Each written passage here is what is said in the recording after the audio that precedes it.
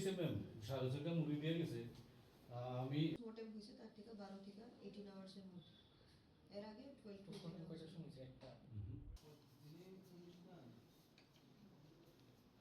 প্রয়াত সুখেন্দুদের পরিবার আমরা সপরিবারে আজকে পূর্ব অনুমতি নিয়ে মহকুমা পুলিশ আধিকারিক মিস দেবাঞ্জলি রায়ের কাছে আমাদের দাবি নিয়ে এসেছিলাম যে আগামী 48 ঘন্টার মধ্যে আমার কাকাকে যে নৃশংসভাবে এই নিরীহ মানুষটাকে নৃশংসভাবে হত্যা করা হয়েছে, ওনার যারা ওনাকে হত্যা করেছে তার আসামিকে যেন খুঁজে বার করে, যেই মতেই হোক খুঁজে বার করে।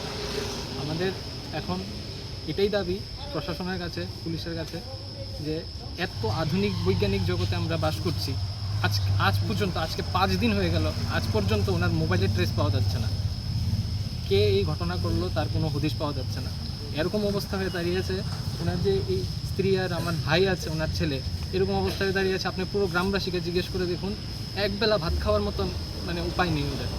একমাত্র রোজগার করা ছিল। আমার কাকা বিগত 40 বছর ধরে এই পেশার মধ্যে আছে, এটা করেই উনি খেতেন।